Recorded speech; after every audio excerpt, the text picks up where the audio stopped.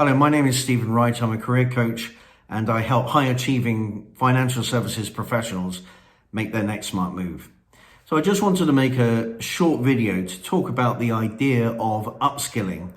This is something that has been featured quite heavily in the press recently, the idea of upskilling during lockdown.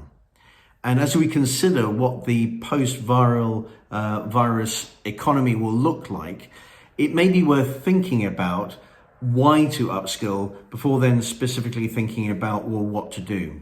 It's interesting that organizations such as the Open University have seen a significant uptick in the number of applications for people wanting to do their courses.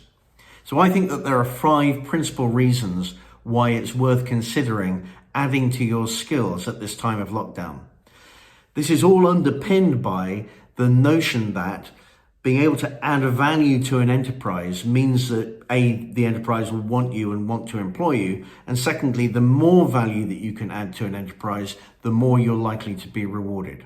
So with that said, let's look at those 5 reasons to consider upskilling at this time. The first one is the ability to pivot. So as we come out of lockdown, there are going to be some businesses which really struggle. There are going to be some businesses that do really well, but almost all of them are going to be in a position where they have to shift their business model to adapt to the new circumstance. That, in my mind, requires that employees are able to adapt and shift their skills, the value that they can offer, so that they remain in demand and relevant to those organizations. So it's about the ability to pivot. The second reason to consider upskilling at this point is to put yourself in the frame for promotion. Managers and leaders are going to be required in the future, no question about that. And so when a business leadership team is considering, well, who should we promote? I think there may be 2 things that they might want to consider. The first would be, who has the highest level of skills in this particular field? Who is the best qualified? Who is the most knowledgeable?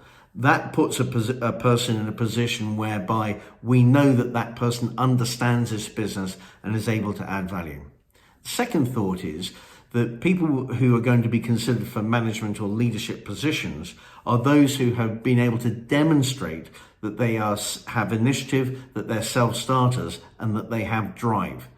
And that therefore those people who have taken it upon themselves to self-educate during this time of lockdown will be able to show that in spades. So I think that that might be a good reason, putting yourself in the frame for being considered for promotion.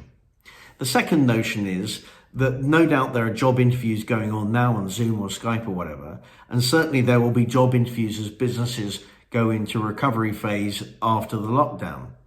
I absolutely guarantee that one of the questions which will come up will be, what did you do during lockdown? Now, of course, we understand that people have got families and they may have continued working, they've got busy lives. But if you're also able at that point to show that you took some initiative, that you are a self-starter, that you did something to increase your level of skills, then that's going to be a great thing. And by the way, you can also make that a feature on your CV and in your LinkedIn profile. So job interviews and the way in which you're presenting yourself to potential new employers. The next notion that I have is becoming indispensable, or what I call a linchpin employee. There are some employees in any business who add so much disproportionate value at a price that the employer wants to pay that they are seen as being the essential core staff of a business. In fact, if we're going to reduce headcount, there are certain people who we just don't want to get rid of, because if we lose those people, well, frankly, we haven't got a business anymore. So by having high levels of skill, you can begin to position yourself as an indispensable linchpin employee, and gaining new qualifications or upskilling at this time of lockdown is a great way to start that. Finally, just thinking beyond lockdown, and I reflect on the time 2008-9, the tech bubble bursting 2001 into 2002, and doubtless other times. There have been times where people have thought, do you know what, the economy's tanking, it's not going to be great for the next couple of years. Why don't I go and do that MBA now? And why don't I want to do that master's in data analytics now's as good a time as any. I can be using this time usefully, creating a significant upskill, and then when I come out of that further education, then I'll have positioned myself really well. So thinking about that as the time to go away into full-time education might be an idea. The other sort of side note on that is that some qualifications are geared towards being part-time and take several years to achieve. For example, a CFA takes 3 or 4 years, I think, to achieve that qualification. And you might conclude that as we're in this lockdown, no time like the present, I'm going to get started now. So there we are. Those are the 5 reasons: the ability to pivot, putting yourself in the frame for promotion, being able to talk about what you did during an interview, making yourself an indispensable linchpin employee, and then thinking about maybe this is the right time to get a larger, more significant qualification. I hope you found that useful. I'll be putting a link to the blog or the article that I wrote about this in the comments below.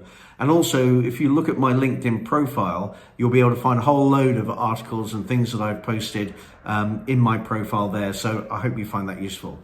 Please do feel free to like and comment and share on this. And thank you very much.